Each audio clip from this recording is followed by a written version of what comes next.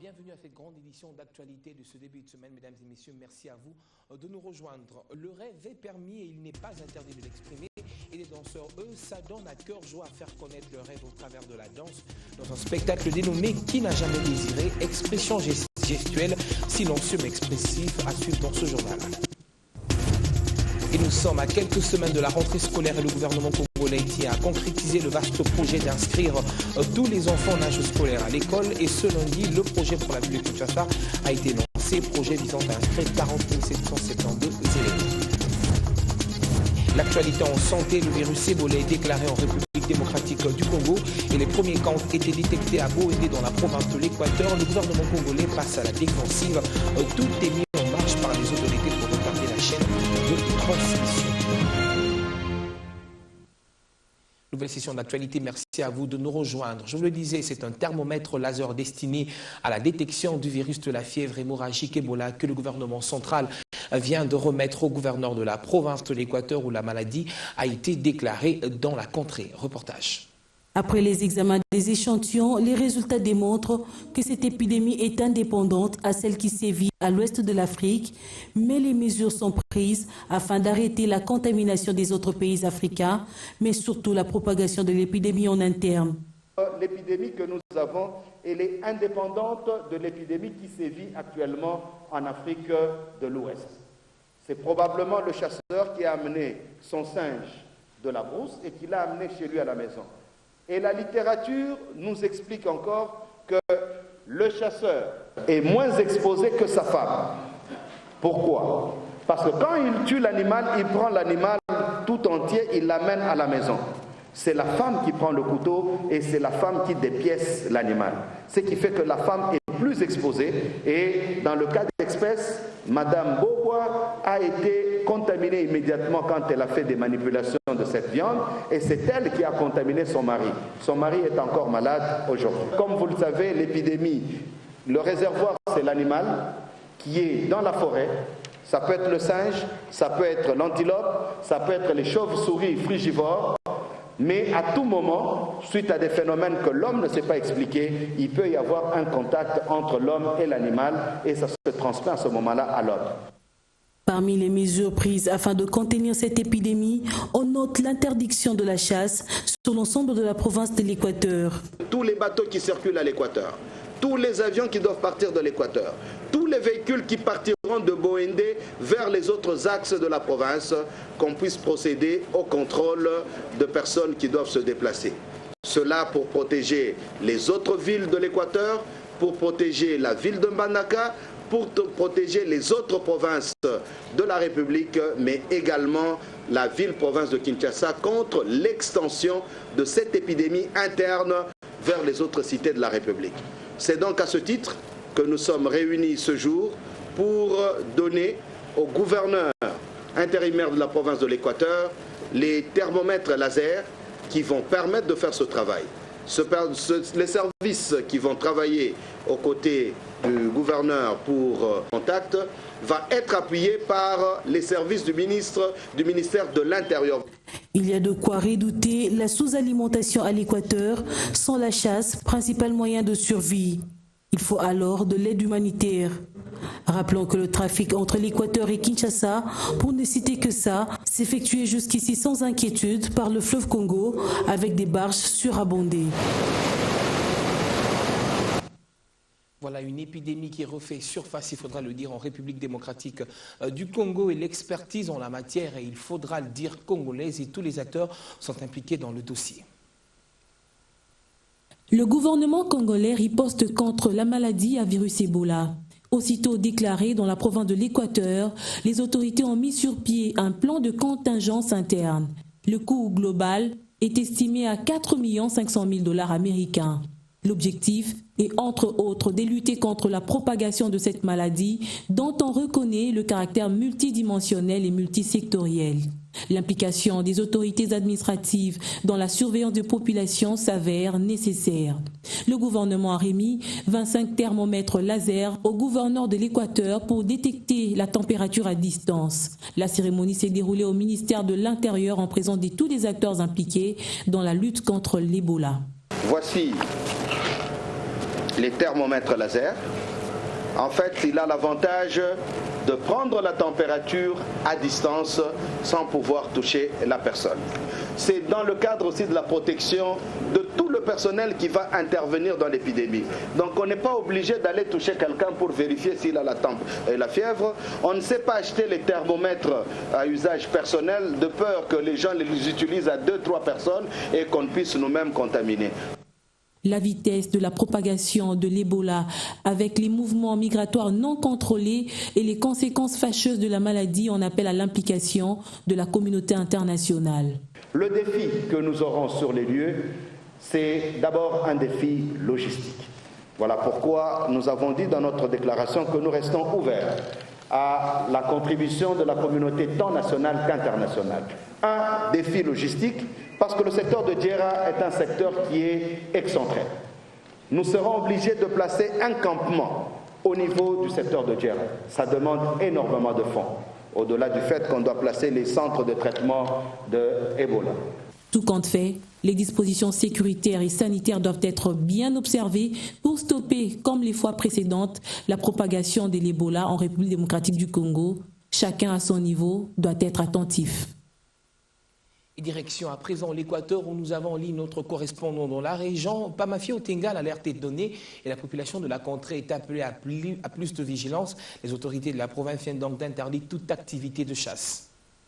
Cette maladie à virus Ebola qui s'est prononcée depuis fin juillet dernier concerne jusque-là 3 aires de santé du secteur de Djera, territoire de Bouende, district de la Tuapa. Il s'agit de aires de santé Bouende-Moké, aire de santé Lokolia et aire de santé de Wachikengo. Djera est l'un de 4 secteurs administratifs qui composent le territoire de Bouende, environ 600 km de la ville de Mbandaka, et est habité essentiellement par la population de Tribi Mongo, en pleine forêt équatoriale. Pour ce qui est de mesures préventives, la population de l'ensemble de la province est appelée au calme sans céder à la panique. Laver le main à l'eau propre et au savon ou à la cendre avant et après avoir mangé, après avoir été aux toilettes et au retour à la maison pour se protéger contre la maladie à virus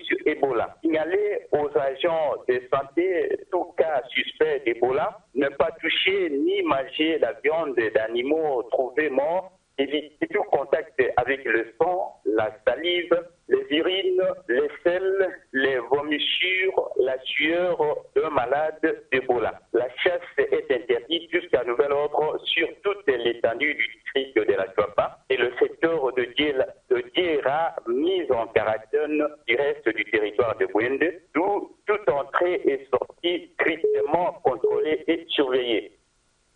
Merci à vous, Pamafi. Il faut donc être prudent pour éviter cette maladie. Et déjà, la province du Kassai-Oriental prend toutes ses dispositions pour éviter justement que l'épidémie n'atteigne la province. Les autorités passent à la sensibilisation de la population tout en interpellant également le corps médical à plus de vigilance. C'est ce que nous dit ici notre permanent dans la région dans cette correspondance. Bien avant la confirmation de la maladie par le ministre congolais de la Santé publique, la province du Kassai-Oriental avait déjà pris la mesure du danger. Alors qu'on parlait d'une maladie mystérieuse, samedi, le ministre provincial des Travaux publics et gouverneur de province par intérim a réuni toutes les autorités politico-administratives de la ville de Mbujimayi. Il s'agit du maire et de bourgmestre de 5 communes de la ville. Honoré Mutombo Bamwanya leur a présenté les menaces qui guettent la province du Kassai-Oriental en général et la ville de Mbujimayi en particulier. Le Kassai-Oriental partageant sa frontière nord avec la province de l'Équateur. Le gouverneur ad intérim de la province a invité ses interlocuteurs à prévenir la population contre cette terrible maladie. Ils doivent mettre un accent particulier sur le respect des règles d'hygiène dans leur sensibilisation, a fait savoir l'autorité provinciale. Le personnel médical a été lui aussi appelé au renforcement de mesures de protection dans les hôpitaux et dispensaires pour éviter toute contamination. Notons que la province du Kassai-Oriental n'a ni ministre provincial de santé, ni médecin inspecteur provincial, tous les deux suspendus voilà plusieurs mois pour s'être compromis dans l'exercice de leurs fonctions. Et nous allons passer à présent à autre chose. C'est en début d'après-midi ce lundi que le journaliste Mike Moukebaye a été conduit à la prison centrale de Makala. L'éditeur du journal Congo News est poursuivi, je le rappelle, pour imputation dommageable. Il a été interpellé la semaine dernière et détenu donc au cachot du parquet général de la République. Et ce lundi après-midi, c'est la chambre de conseil qui a confirmé sa détention. Son avocat, maître Serge Mayomba, a introduit un recours au tribunal de paix de la Gombe. Mike Moukebaye avait publié, je le rappelle, il y a 2 semaines, un article intitulé « Honte aux pauvres pour un cardinal vendu au régime ». Et puis, cette nouvelle également en brève, débat sur la révision de la Constitution. Après les prises de position divergentes des uns et des autres à la majorité présidentielle, une réunion de mise au point a eu lieu ce lundi à la ferme présidentielle de King Akati. L'autorité morale a réuni les chefs des partis et les personnalités influentes pour la clarification. Jusqu'ici, rien n'a encore filtré de cette rencontre qui a duré plusieurs heures, mais tout laisse à croire qu'il s'agit là que Joseph Kabila de déterminer la démarche à suivre en prévision de l'élection présidentielle de 2016. En éducation, le lancement de la campagne visant à inscrire les élèves en âge scolaire a été lancé ce lundi à Kinshasa. C'est un projet, il faudrait le dire, qui vise à inscrire 40 772 enfants à l'école dans la ville de Kinshasa. Le lancement de la campagne d'inscription de tous les enfants à l'école passe du niveau national au provincial. La ville-province de Kinshasa, elle, a lancé ce lundi cette sensibilisation de parents pour l'inscription massive de tous les enfants à l'école primaire 1 et 7 Kipangi dans la commune de Ngalima. Le gouvernement de la République a lancé le 16 août 2014 la campagne nationale d'inscription de tous les enfants de 6 à 7 ans à l'école primaire. Il est de notre devoir, en tant que responsables et parents, de matérialiser cette campagne qui s'inscrit par ailleurs dans la vision de la révolution de la modernité. Nous devons, face à cette interpellation, agir vite et efficacement pour renverser la tendance. Une action qui s'inscrit dans le cadre du nouveau programme de coopération entre la RDC et l'UNICEF, programme visant à inscrire 40 772 enfants non scolarisés à Kinshasa. Le principal objectif de cette campagne est d'inscrire dans la ville-province de Kinshasa plus de 40 000 enfants de 6 à 7 ans qui sont en dehors de l'école, parmi lesquels 50% sont des filles, et de les doter de fournitures scolaires pour réduire les charges des parents et faciliter le maintien des enfants à l'école. Et sollicitons l'implication de tous pour accompagner les relais communautaires, les communautés des parents et les associations féminines dans la campagne porte-à-porte d'identification des enfants en dehors de l'école pour leur scolarisation. Les fournitures scolaires destinées aux élèves seront distribuées gratuitement aux enfants inscrits en première année primaire. Et en attendant la rentrée scolaire, les ministres provinciaux de l'éducation, du secteur de l'éducation, donc, se sont réunis la semaine dernière lors de la 5e conférence des ministres provinciaux en charge de l'éducation. Une rencontre qui était basée sur l'évaluation de l'année qui s'est écoulée, mais aussi les perspectives de l'année qui s'annonce. Ils étaient tous présents, les 11 ministres provinciaux en charge de l'éducation réunis autour du ministre de l'enseignement primaire, secondaire et professionnel. Un seul leitmotiv, l'appropriation des réformes éducatives. Une journée de dialogue entre les décideurs centraux et provinciaux a suffi pour tirer des conclusions. L'audition des rapports des provinces nous ont permis de nous rendre compte des situations et des problèmes de l'ensemble du pays. Les échanges consécutifs aux auditions des exposés des sujets des rapports des provinces ont donné lieu aux observations et propositions pertinentes. En conséquence, il y a lieu de confirmer que les dialogues et les partenariats ont été bien actionnés et ont permis d'atteindre les objectifs de la conférence. L'occasion aussi de remettre à Maker Mangou le prix du concours de la SADC, remporté par 3 élèves de la province orientale du Katanga de Kinshasa. Le ministre de l'EPSP a tout de même relevé quelques anomalies. Que vous battiez au niveau du ministère des Affaires étrangères pour que nous ayons des délégués dans le jury. C'est ça le problème, parce que ce sont les textes qui parlent en français, il faut les traduire, ce qui préjudicie quand même nos élèves. Nous avons demandé ça et nous continuons à insister pour que vous battiez au niveau de la SADC, que nous ayons des membres du jury francophone. La province orientale, première des 3 lauréats du concours de la SADC, a présenté à Maker Mongou la maquette de l'hymne de l'éducation. Communication électorale à Matadi, le président de la Commission électorale nationale indépendante accompagné des membres de l'Assemblée plénière a échangé avec des potentiels acteurs au processus. Il s'est agi des autorités politico-administratives du Bas-Congo. Ces derniers ont promis de s'approprier de la quintessence des élections qui passent inéluctablement pour le soutien pour des élections transparentes, apaisées et démocratiques. Nous sommes dans un système... Le dialogue est la seule voie qui amène à la décrispation du climat, offrant la possibilité d'éviter les anomalies à même de polluer le processus électoral. À l'issue des échanges citoyens à Matadi le 22 août dernier entre la Commission électorale nationale indépendante et les autorités politico-administratives, le président Malou Malou a intensifié la sensibilisation avec cette base provinciale au sujet de l'évolution du chronogramme électoral. Chacune est acteur à son niveau.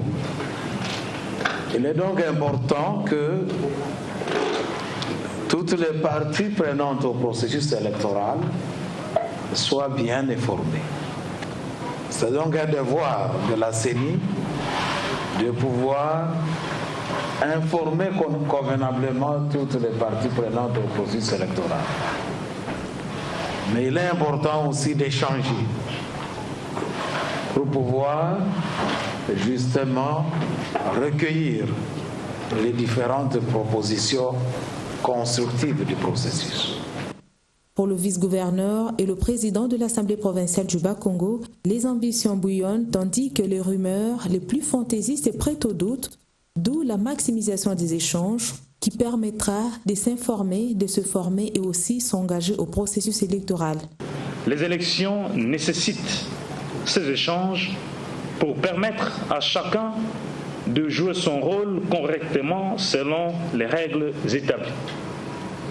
Elles appellent aussi l'information de tous les acteurs pour éviter le manque d'information et surtout la désinformation par tous ceux qui cherchent à désorienter la population et les pays.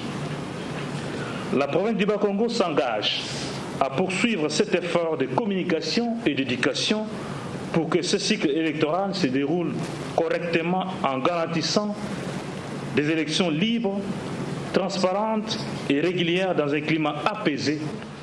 Les cadres de concertation que nous offre cette institution renouvelée, tant dans sa composition que dans ses textes juridiques, nous permet d'espérer mieux. Il est plus que temps que la bonne information puisse noyer les tintamarres de gesticulations intellectualistes négatives. Le message est bien capté par le président de la Commission électorale nationale indépendante. Il a promis d'y retourner pour approfondir les échanges. Et puis cet embouteillage qu'a connu ce lundi dans l'avant-midi les usagers de la route de l'entrée de la cité verte Mama Mobutu. À la base, un camion remorque en provenance de la province du Bas-Congo qui s'est renversé empêchant pendant plusieurs heures la circulation. Ce matin à Matadi-Kibala, un embouteillage monstre obstruant le passage s'est créé à environ 200 mètres de l'entrée de la cité Mama Mobutu. À la base, cette remorque en provenance du Bas-Congo qui s'est renversée. Selon le chauffeur,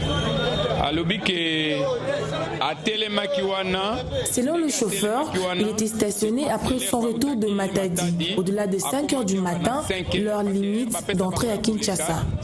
Quand il a démarré le moteur, vers 19 heures, il a senti qu'il n'y avait plus de pression et le véhicule a dérapé. Il a tenté de le redresser, mais c'était trop tard.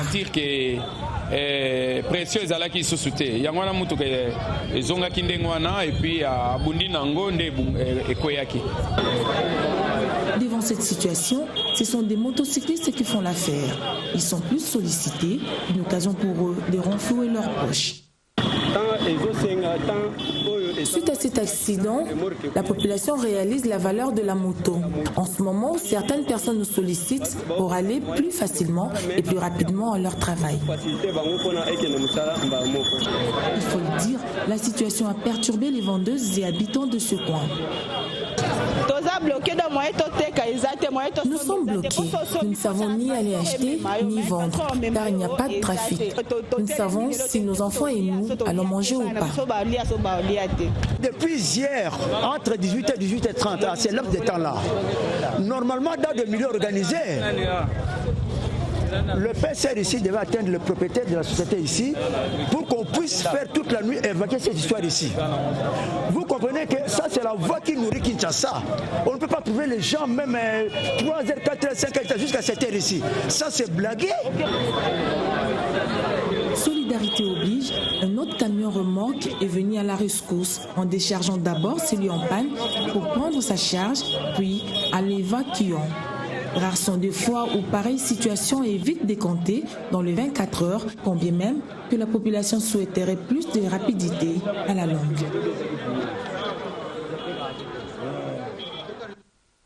Et nous allons nous rendre dans la province du Katanga où 31 malfrats viennent d'être appréhendés par les agents de l'ordre. Ils ont été présentés au ministre provincial de la Sécurité. Ces derniers opéraient très souvent dans des zones à forte fréquentation, notamment les arrêts de bus. Jean-Jacques Lukumwena, notre permanent dans la région, nous en dit plus. Le commandant police district ouest ville de Lubumbashi a reçu un joli coup de filet. 31 jeunes délinquants ont été maîtrisés dans différents sites réputés dangereux par la fréquence des actes de banditisme. Consommant, commercialisant et trafiquant l'alcool à forte dose prohibée, chanvre, loutoukou, ces jeunes sans scrupules assiégés les camps des assistants derrière la mort de l'hôpital Jason Sendoué et la faculté de médecine vétérinaire. Au site Jambo Mart, Fontaine, ville de Lubumbashi et autres sites et à l'entrée du Grand Caravia. Des coups de filet est conséquent aux résultats issus du Conseil urbain de sécurité. Voilà pourquoi tous les groupes ont été présentés au ministre provincial en charge de l'intérieur et sécurité Juvenal Kitungwa Lugoma par le maire de la ville de Lubumbashi, Jean-Oscar Sanguza Mutunda. Top à la délinquance, à l'impunité et aux antivaleurs dans la ville de Lubumbashi, le ministre provincial de l'Intérieur a salué les actions menées par le maire de Lubumbashi avec le concours de la police, a mis l'accent sur le parking aujourd'hui sujet des ratissages de cette délinquance bombe à retardement. Il faut à tout prix désamorcer pour que Lubumbashi vive la quiétude. Et en page sportive, les résultats des demi-finales de la 31e Coupe du Congo basketball chez les dames. INSS a eu raison d'arc-en-ciel sur la marque de 56 contre 55. Des-Sympa a perdu devant Radi 60 à 70. Et chez les messieurs, le champion en titre, le BC Mazembe, a lui dominé. Terreur 75 à 79 à 59. Enfin, Maison des Jeunes a incliné le Chine face à New Génération 52 à 54. Il faudra le dire. Les finales auront lieu le mercredi prochain au terrain de Kaouka. Chez les dames, INSS s'opposera à Radi. Chez les messieurs, BC Mazembe de Lubumbashi en découdra avec New Génération. Nous allons terminer ce journal. Je vous l'ai annoncé en début de cette édition d'actualité. Les artistes danseurs expriment leurs désirs, leurs rêves et ils le font au travers de la danse dans un spectacle dénommé « Qui n'a jamais désiré ».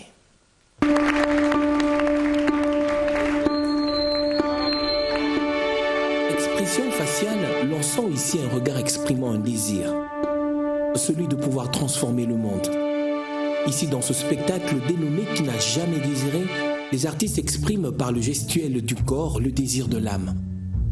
Un projet mis sur pied dont l'historique remonte à une conversation entre deux internautes qui se posent une question, celle de savoir comment changer le monde.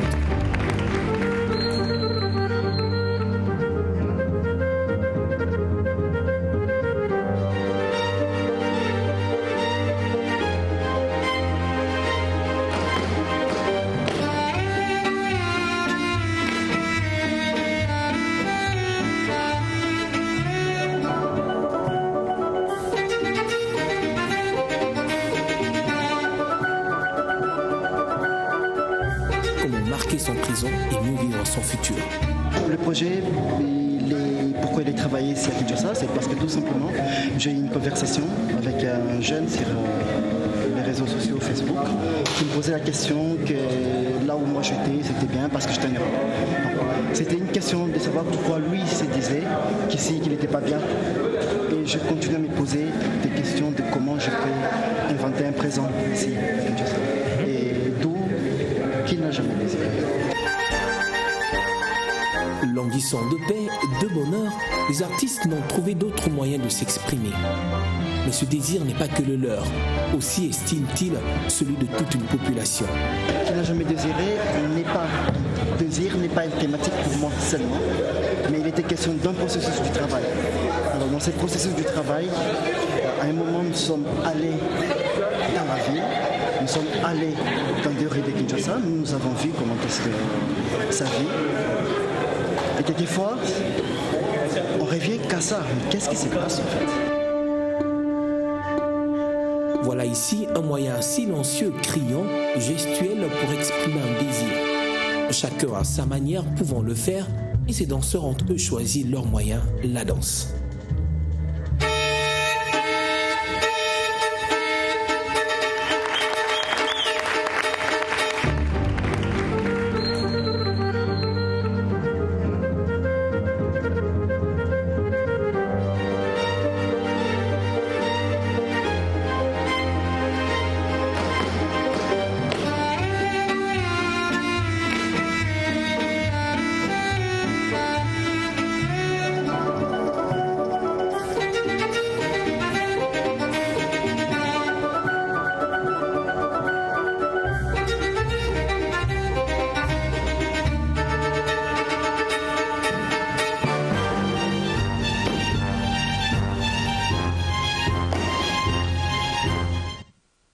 Voilà, vous avez un rêve, nous également, celui de toujours mieux vous informer. Retrouvez l'actualité en continu sur notre site internet www.boune-tv.com.